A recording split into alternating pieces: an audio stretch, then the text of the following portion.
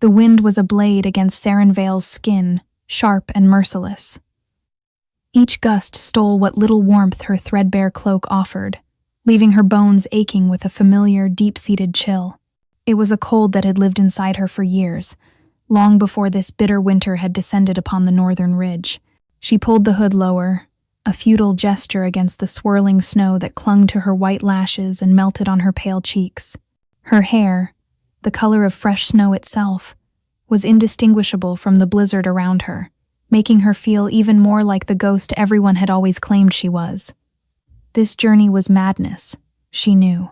Trespassing on the lands of the Blackwood Pack, the very pack that had cast her out, was a death sentence. But it was the anniversary, the day the world had cracked open and swallowed her whole, and she had a promise to keep.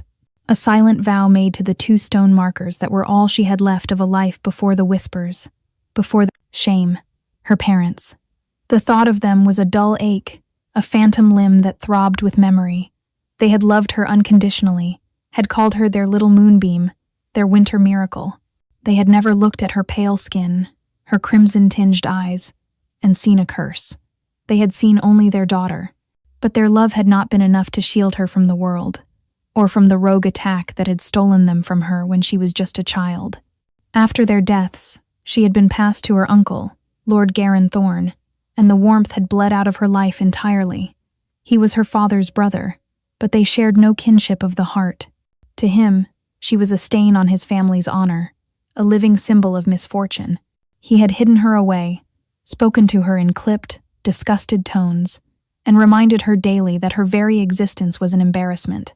The real breaking point, the moment the final shards of her spirit had shattered, had come on her 18th birthday, the day of her betrothal ceremony to Lord Darius Vexen. They had been promised to each other since birth, an alliance between 2 powerful families. She had held a sliver of hope, a foolish, girlish dream that perhaps he would see past the rumors, past the pallor of her skin. She had hoped he would see her. He had seen her all right. He had stood before the entire pack, his handsome face twisted into a sneer of contempt, and he had laughed. "This?" He had spat, gesturing to her as if she were a piece of spoiled meat. "You expect me to bind myself to this pale ghost? This omen of ill fortune? I reject her. I reject this curse." The words had echoed in the stunned silence, each one a hammer blow against her fragile heart. Rejected. Cursed. Ghost. The labels stuck, branding her more surely than any hot iron. After that, even her uncle's pretense of duty had vanished. She was driven from the packlands, an outcast with nothing but the clothes on her back and the hollowed-out cavern where her heart used to be. Now, 2 years later, she was returning to the one place that still felt like home, a small, forgotten burial ground on the very edge of the territory, nestled in a grove of ancient pines. Her parents were buried there, far from the main pack cemetery. Another subtle slight orchestrated by Lord Garin Thorne. It was a place of peace for her, the only place she didn't feel the weight of judging eyes. The wind howled, trying to turn her back, but she pushed onward, her thin legs trembling with exhaustion. The hunger gnawing at her belly was a constant companion, but the need to reach them, to whisper her sorrows to the cold stone, was stronger. It was a foolish pilgrimage, a risk that could cost her everything. But what did she really have left to lose? She was already a ghost, haunting the edges of a world that didn't want her. Finally, through the blinding white, she saw the dark shapes of the pines. Relief, cold and weak, washed through her. She stumbled into the relative quiet of the grove, the snow shallower here, sheltered by the heavy boughs. Her eyes sought out the familiar shapes of the 2 headstones, side by side. But something was wrong. A third shape lay sprawled across the snow before them, a massive, dark stain against the pristine white. Her breath caught in her throat. Fear, sharp and primal, shot through her. A rogue? A predator drawn by the scent of death? She flattened herself behind a thick trunk, peering into the gloom. It wasn't moving. As her eyes adjusted, she realized it was a wolf. A wolf larger than any she had ever seen, its fur not dark, but a brilliant, shocking silver white, almost glowing in the dim light. It was the color of moonlight on a frozen lake. Its magnificent coat was matted with blood. Dark, ugly gashes marred its flank, oozing a blackish substance that sizzled faintly against the snow. Its breathing was shallow, each exhale a painful-looking cloud in the frigid air. It was dying. Every instinct screamed at her to run. This was Blackwood territory. This was a predator. She was an Omega, the weakest of the weak. She was prey. She should save herself. What little of herself was left.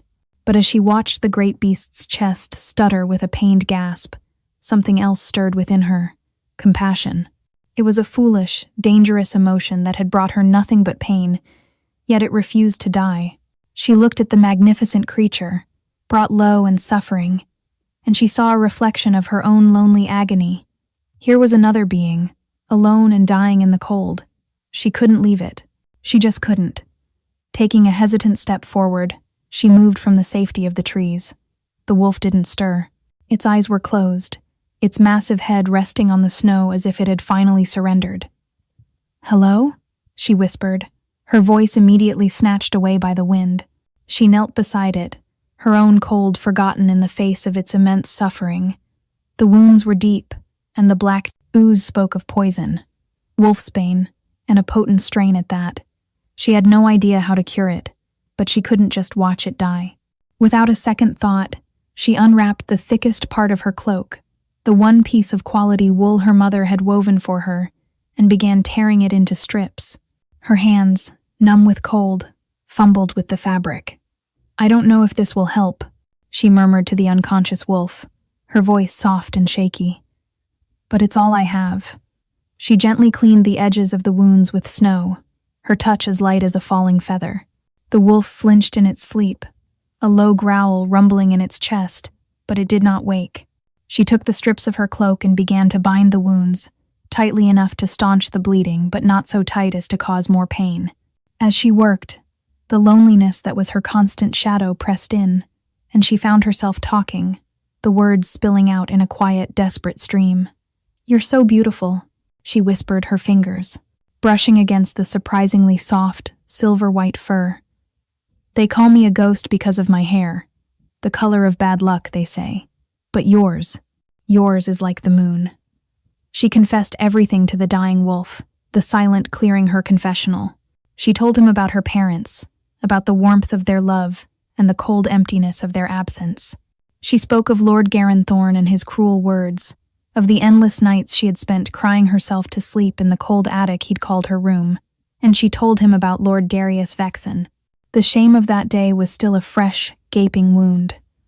"He looked at me like I was vermin," she choked out, a tear freezing on her cheek. "He said I was a curse. Maybe he was right. Everything I touch seems to wither." She finished wrapping the last wound and sat back on her heels, exhausted. The wolf's breathing seemed a little steadier, a little deeper. Or perhaps that was just her hopeful imagination.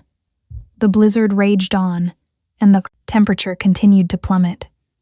She knew she wouldn't survive the night out here alone. Her own strength was nearly gone.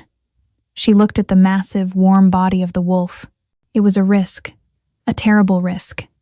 But it was also her only chance. Hesitantly, she lay down in the snow, curling her small, shivering frame against the wolf's broad back, tucking herself between its powerful legs.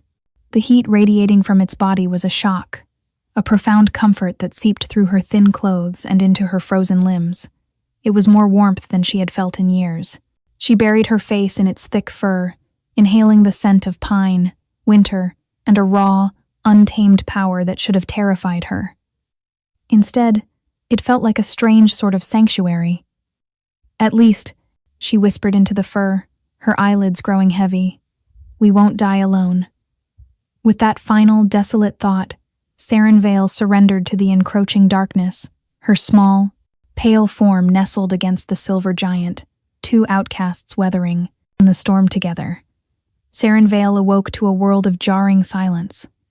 The wind had died, and the dawn light filtering through the pines was a soft, pearly gray. For a moment, she was disoriented, her body stiff and cold but alive. The heat source she'd clung to all night was still there, a steady, living furnace against her back. Then she heard it, the crunch of heavy paws on snow, a sound that sent a spike of pure adrenaline through her veins. She scrambled up, her heart hammering against her ribs. They were surrounded. At least a dozen wolves, enormous and dark-furred, stood in a loose circle around the clearing. They were not rogues. They were warriors, disciplined and alert, their pelts marked with an insignia she didn't recognize. A silver wolf's head howling at a full moon.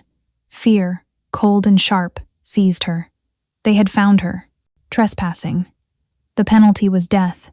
She looked at the silver wolf, still lying motionless on the ground. Were they here for him? To finish the job the poison had started? A man stepped forward from the ranks of wolves. He was tall and broad-shouldered, his face a roadmap of old scars, and one eye was a milky white. He radiated authority. This was their alpha. His gaze swept over the scene, taking in the wounded silver wolf, and then landing on her. His one good eye narrowed with a terrifying intensity. Sarenvale's blood ran cold. This was it. This was the end. But a strange, protective instinct, born in the shared vulnerability of the night, surged through her. She did the most foolish thing she had ever done in her life. She moved to stand between the scarred alpha and the silver wolf, spreading her arms as if her frail body could possibly shield the colossal creature behind her. "Don't hurt him," she pleaded, her voice barely a whisper. "He's already dying." The scarred alpha, a warrior she would later come to know as Commander Rogar Fenwin, stared at her, his expression unreadable. He didn't seem angry, but rather confused. He took another step forward, and she flinched, bracing for the blow. But he ignored her completely. His eyes, and the eyes of every warrior present, were fixed on the silver wolf. To her utter astonishment, Commander Rogar Fenwin dropped to one knee in the snow. One by one, the other warriors followed suit, bowing their heads in a gesture of profound reverence. What was happening? Who was this wolf that commanded such loyalty from these fearsome soldiers? The air in the clearing began to crackle with an unseen energy. It shimmered around the silver wolf, a visible distortion like heat haze rising from summer asphalt. A low groan came from the wolf, a sound of immense effort and pain. Sarenvale watched, frozen in place, as its form began to shift. Bones cracked and reformed, limbs elongated, and the silver fur receded, melting away to reveal pale skin. It was a transformation, but unlike the swift, almost seamless change she was used to seeing. This was agonizing, forced. Where the magnificent beast had lain, a man now knelt on all fours, his head bowed, his body trembling. He pushed himself up slowly, unsteadily, to his full height, and Sarenvale forgot how to breathe. He was the tallest man she had ever seen, with shoulders broad enough to carry the weight of the world. His body was a tapestry of lean, powerful muscle, crisscrossed with scars both old and new. But it was his hair and eyes that held her captive. His hair was the same color as his wolf's fur, a stunning, ethereal silver white that fell to his shoulders. And when he finally lifted his head, his eyes met hers. They were not red-tinged like her own, but the color of pure, molten silver, glowing with an inner light and an ancient power that struck her to the very core of her being. This was no ordinary alpha. This was something more. This was royalty. Commander Rogar Fenwin, the scarred warrior, rose to his feet. "Your Majesty," he said, his voice thick with relief and concern. "King, Kaelin Draven. We feared the worst. The assassin's trail went cold in the blizzard. King, the Alpha King, the supreme ruler of all the packs in the Northern Territories, a figure of legend she had only heard about in hushed, awestruck whispers. He was supposed to be 1,000 miles away in his mountain fortress. What was he doing here, wounded and alone?" King Kaelin Draven swayed, and Commander Rogar Fenwin moved to support him, but the king waved him off. His silver eyes never left Sarenvale. "I was ambushed," Kaelthorn said, his voice a low, gravelly rumble that vibrated through the snow-covered ground. "A dozen of them, hired blades, using an assassin's blend of wolfsbane. I dealt with them, but the poison, it took hold faster than I anticipated." He took a deep, shuddering breath, his hand going to the crude bandages on his side. He looked down at the torn strips of her mother's cloak, then back up at her. A flicker of something unreadable passed through his silver eyes. He addressed Commander Rogar Fenwin, but his gaze remained locked on Saren Vale. I would have died. The cold and the poison would have finished me by sunrise.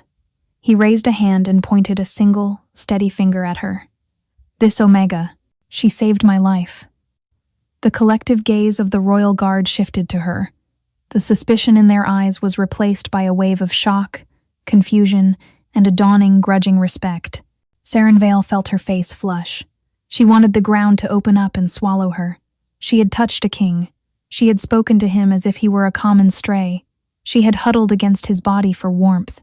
The enormity of her actions crashed down on her, and she began to tremble, this time not from cold, but from pure, unadulterated terror. What had she done? King Kaelin Draven took a step toward her, his movements still stiff with pain. He was a mountain of a man, and she felt like a fragile sapling in his shadow. She wanted to shrink away, to become invisible, but his silver gaze held her fast. As he drew closer, the air between them thickened, charged with that same strange energy from his transformation. A spark, bright and hot, leaped between them. It was not a physical spark, but she felt it all the same, a jolt that ran up her spine and made every nerve in her body sing. It was a feeling of sudden, shocking connection, of a lock finding its key. Kaelthorn stopped dead, his powerful body going rigid.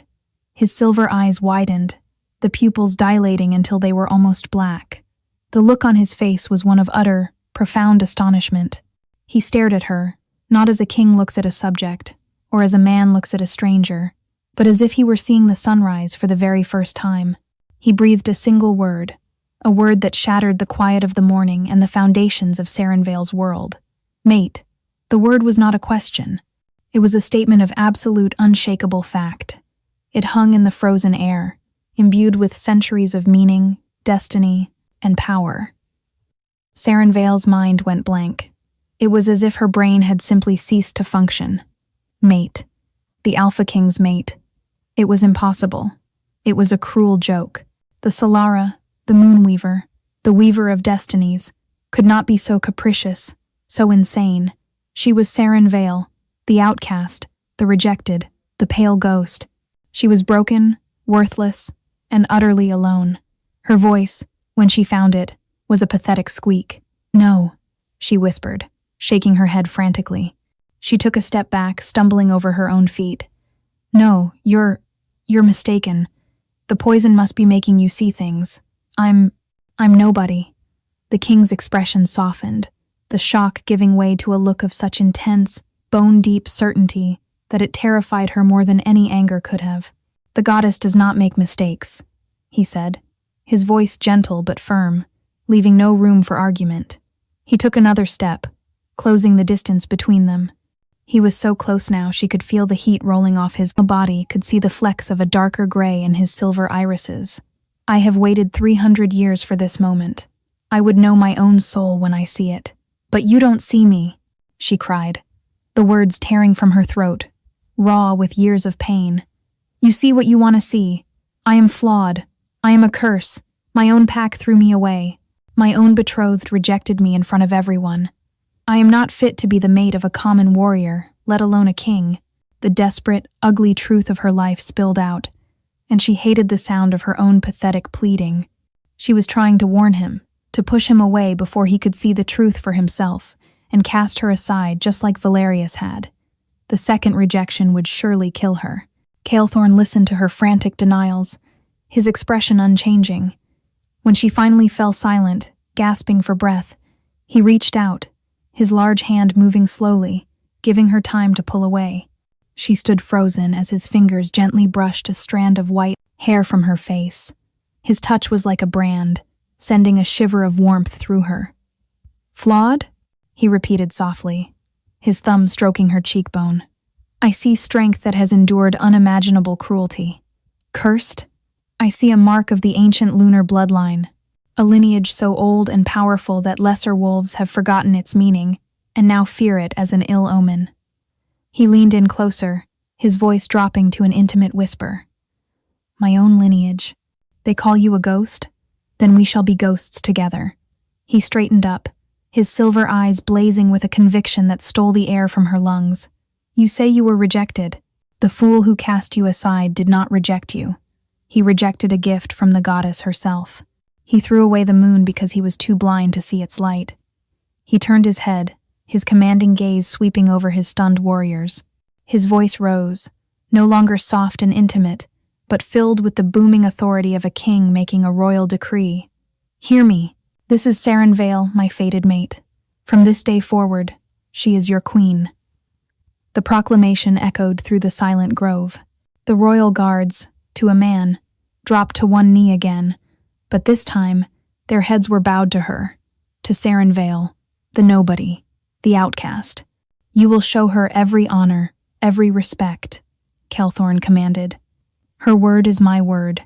Her safety is your sacred duty. Anyone who harms her, anyone who insults her, will answer to me." He turned back to her, the hardness in his face melting away once more. He saw the terror in her eyes, the utter disbelief warring with a tiny, fragile flicker of hope. "You are safe now," he said, his voice gentle again. "I swear on my life and my crown, no one will ever hurt you again." But his words of safety felt like the bars of a gilded cage slamming shut around her. Queen, mate, it was too much. The world tilted on its axis, the edges of her vision going dark. The cold, the hunger, the shock, it all crashed down on her at once. Her knees buckled, and she collapsed, pitching forward into the darkness. The last thing she remembered being the feel of strong, steady arms catching her before she hit the ground. Saren Vale drifted back to consciousness slowly, as if surfacing from a deep, dark ocean. The first thing she registered was warmth, a profound, all-encompassing warmth that seemed to soak into her very bones, chasing away the permanent chill that had been her companion for years. She was lying on something impossibly soft, nestled under layers of what felt like velvet and fur. The air smelled of beeswax, old parchment, and dried lavender. It was a scent of comfort and peace. She cracked her eyelids open, wincing at the soft light of a roaring fireplace that cast dancing shadows across a high, vaulted ceiling. She was in a bed larger than the entire hovel she had been calling home. Carved wooden posts reached toward the ceiling, draped in heavy, forest-green curtains. This was not a healer's tent or a guard's barracks. This was a room fit for royalty. Panic flared in her chest, and she sat up abruptly. The room spun for a moment, and a wave of dizziness washed over her. A gentle hand pressed against her shoulder, easing her back down against the pillows. "Easy, my lady," a soft, feminine voice said. "You have been through a great ordeal." Saren Vale turned her head to see a kind-faced, middle-aged woman sitting in a chair beside the bed. The woman had warm brown eyes and streaks of gray in her braided hair. She wore the simple but well-made dress of a high-ranking servant. "My name is Miran Holt," the woman said with a small smile. "I am the head cook, but the king has asked me to look after you." The king. The words brought the memories of the snow-covered clearing rushing back. The silver wolf. The transformation. Mate. Queen. It hadn't been a dream. "Where am I?" Saren Vale whispered, her throat dry. "You are in the king's palace, in the Sunstone Citadel," Miran Holt replied, offering her a goblet of water. Saren Vale drank greedily, the cool liquid a balm to her parched throat. "His Majesty brought you here himself." Miran Holt's eyes held a mixture of awe and curiosity as she looked at Saren Vale. The news of the king's fated mate, a pale, unknown Omega found half frozen in the woods, had surely spread through the palace like wildfire. Saren Vale shrank back against the pillows, feeling the weight of 1,000 unseen eyes on her. She felt like an imposter, a stray dog brought into a temple. The fine linen sheets felt alien against her skin, the opulent room a mockery of her entire existence. Over the next few days, Saren Vale lived in a state of suspended disbelief. She was treated with a deference that was both unnerving and deeply uncomfortable. Servants bowed to her. Guards nodded respectfully as she passed. Miran Holt brought her trays of delicious, nourishing food that made her want to weep after years of scavenging for scraps. She was given beautiful clothes, soft wool dresses, warm fur-lined cloaks that felt like costumes on her thin frame. She saw her reflection in a silver mirror and barely recognized the girl staring back. Her face had more color, her eyes were clearer, but she still felt like the same broken, worthless Omega on the inside. King Kaelin Draven was the soul of patience. He seemed to understand her fear and fragility. He did not press her, did not demand she accept her new role or the bond that hummed between them like a living current. Instead, he gave her space, but he was always a steady, reassuring presence. He would invite her to walk with him in the vast, snow-dusted palace gardens. During these walks, he spoke not of their bond or of her duties as queen, but of simple things. He pointed out the different species of winter-blooming roses his mother had cultivated centuries ago. He told her about the ancient history of the citadel, its stones laid by the Lokins, first wolves to settle these mountains. He talked about his own life, of the loneliness of his long reign. He confessed that he had begun to believe the Solara, the Moonweaver, had forgotten him, that he was destined to rule alone forever. And he talked about their shared trait, the silver-white hair and pale skin. In the old tongue, he explained one afternoon as they stood before a frozen waterfall. Our kind were called the Luanir the moon touched.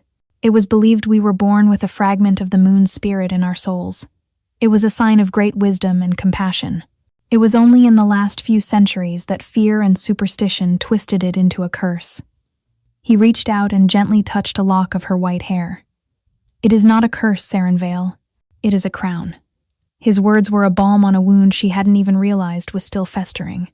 For the first time, she looked at her own reflection and didn't see a flaw, but a flicker of the magic he spoke of. Yet the fear remained, a stubborn, deep-rooted weed. His kindness felt conditional, his patience finite. The ghost of Valerius's sneering face was always at the edge of her thoughts. How long before Kaelthorn realized his mistake?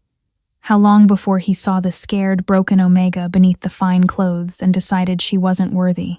The mate bond pulled at her, a constant, gentle pressure on her heart, urging her to trust, to accept, to lean into the safety he offered. But her fear was a shield, forged in years of pain and rejection. She couldn't bring herself to lower it. She was terrified that the moment she did, he would strike, and the blow would be the one from which she would never recover. So she remained hesitant, quiet, and distant, trapped in a gilded cage of her own making, unable to believe that she was truly, finally, home. The delegation arrived on a crisp, clear morning a week after her arrival. Sarenvale was in the great library, a cavernous room filled with the scent of old books and crackling firewood, when she heard the commotion in the main hall.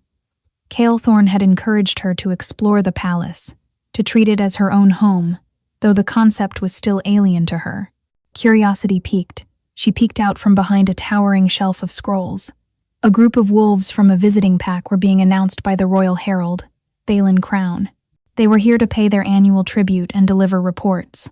Her blood turned to ice in her veins when she saw their banner, the snarling black wolf on a field of gray. It was the sigil of the Blackwood Pack.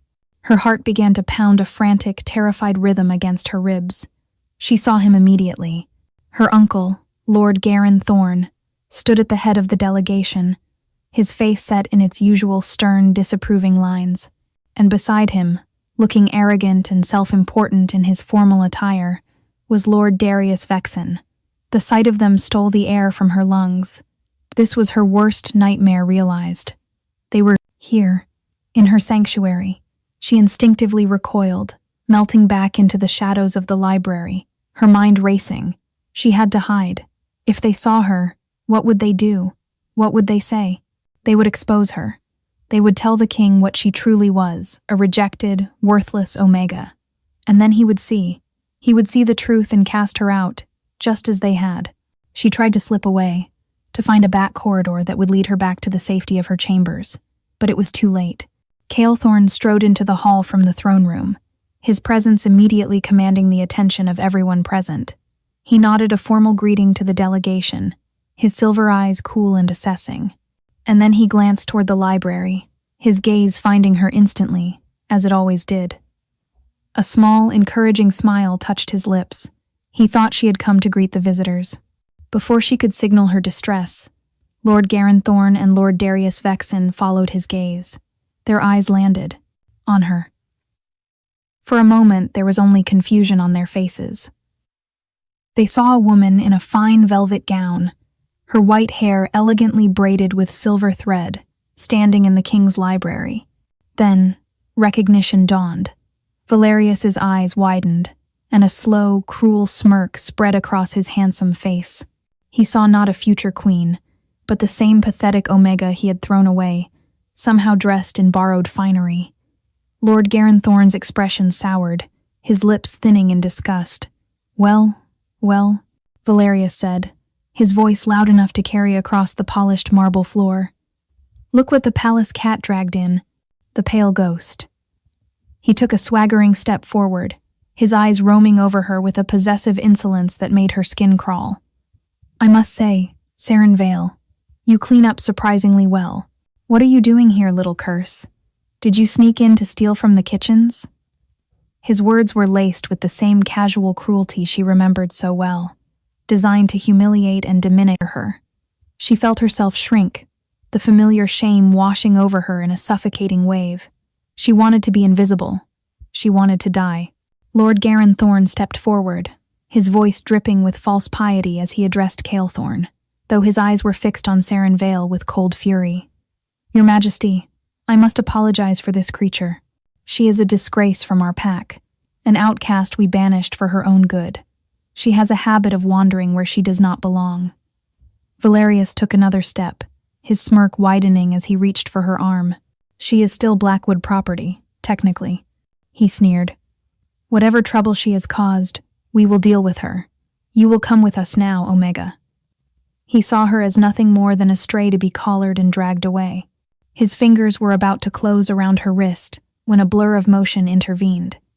Calethorn moved with a speed that was terrifying. One moment he was by the throne, the next he was standing in front of Saren Vale, his body, a solid, immovable shield. He caught Valerius's wrist in a grip of iron. The crack of bone was sickeningly loud in the suddenly silent hall.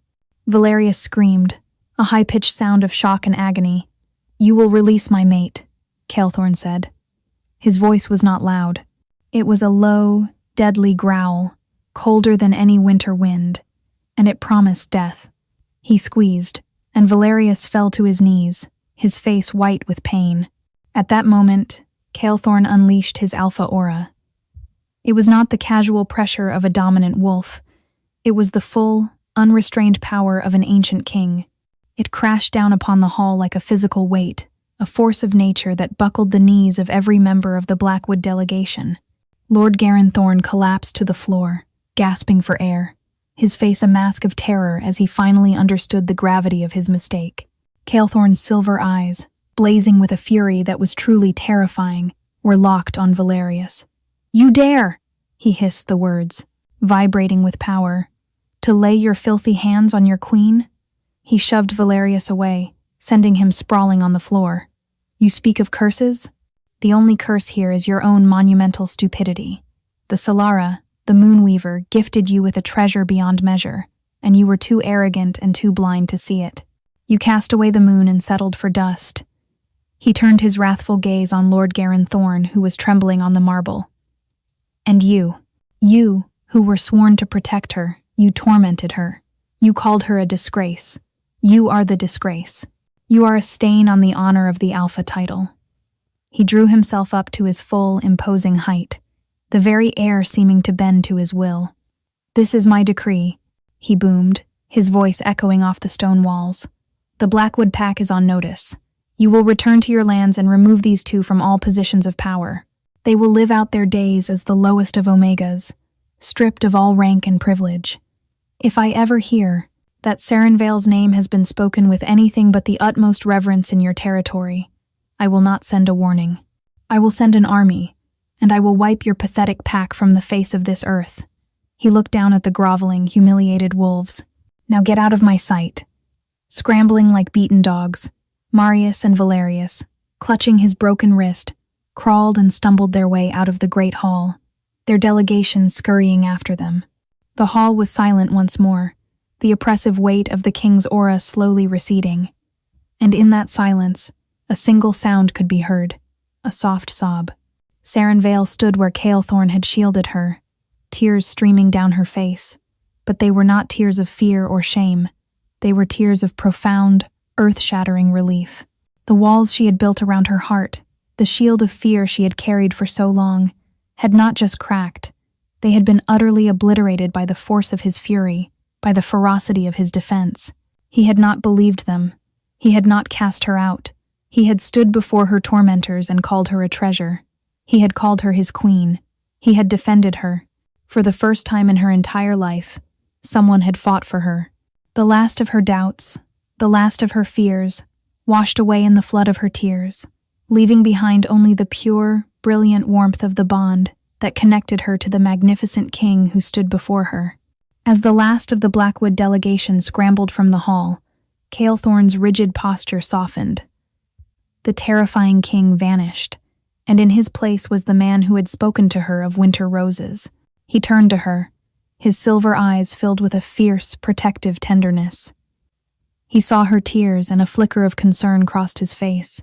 He reached for her, his movements gentle, and pulled her into his arms. This time she did not flinch. She did not pull away.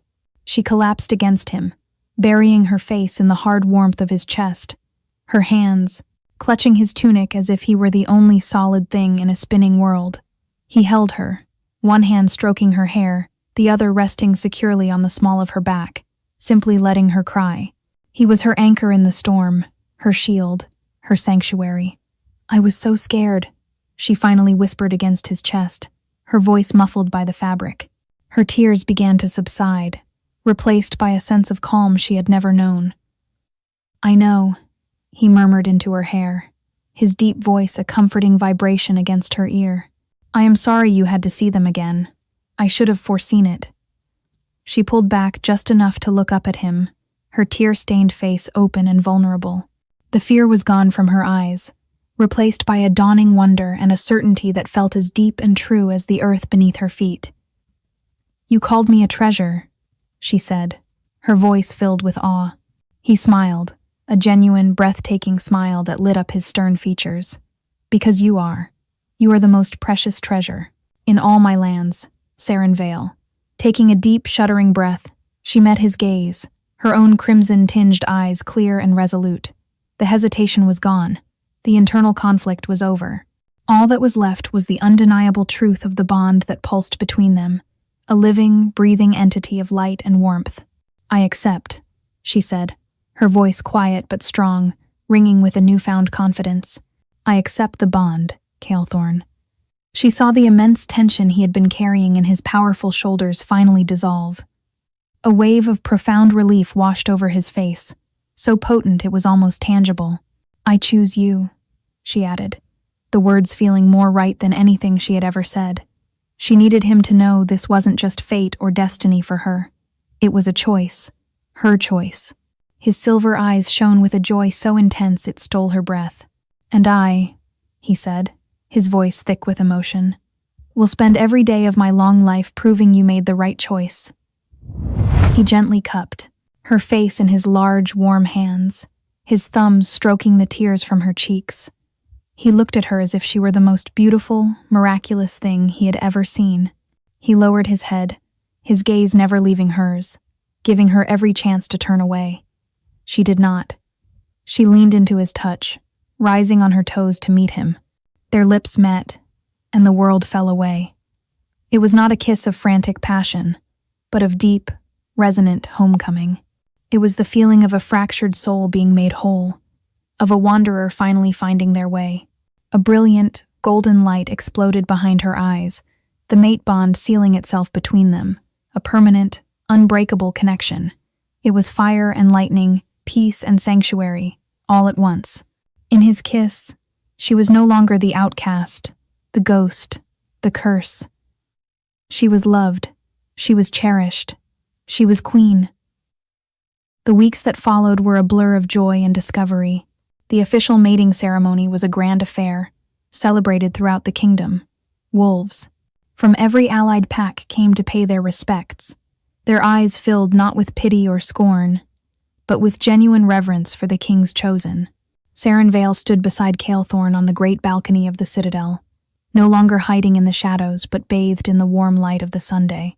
Dressed in gowns of silver and white that no longer felt like a costume but like her own skin, she was not the pale ghost of her past. She was the Silver Queen, her once cursed features now hailed as a sign of divine favor, a living embodiment of the moon's grace. With Calethorn's unwavering support, she found her voice. The timid Omega who once flinched at her own shadow began to speak with a quiet authority that captivated all who heard her. She discovered that the years of suffering had not broken her, they had forged her. Her compassion, born from a deep understanding of pain, became her greatest strength as a ruler. Her first official decree, issued with Calethorn's proud blessing, was the establishment of a network of sanctuaries for Omegas and other outcasts who had been abused or abandoned by their packs. She used her new power not for revenge, but for protection, ensuring that no one else would ever have to suffer the loneliness and despair that she had endured. She would visit these sanctuaries, sitting not on a throne but on a simple stool, listening to the stories of the broken and offering them the same kindness that had once saved a dying king in a snowstorm. She learned that true strength was not about dominance or power, but about the courage to be kind in a cruel world. Her life had been a long, cold winter, but now spring had finally come. She had Calethorn, her mate, her king, her partner in all things. His love was a constant, steady flame that had thawed the ice around her heart and allowed her to bloom. She had found her purpose, not just as a queen, but as a beacon of hope for the lost and the forgotten. Standing beside him, looking out over the vast, peaceful kingdom they would rule together, she finally understood. Her rejection had not been the end of her story. It had been a painful, necessary detour that had led her down a winding path, through a dark forest, to her true destiny. It had led her home,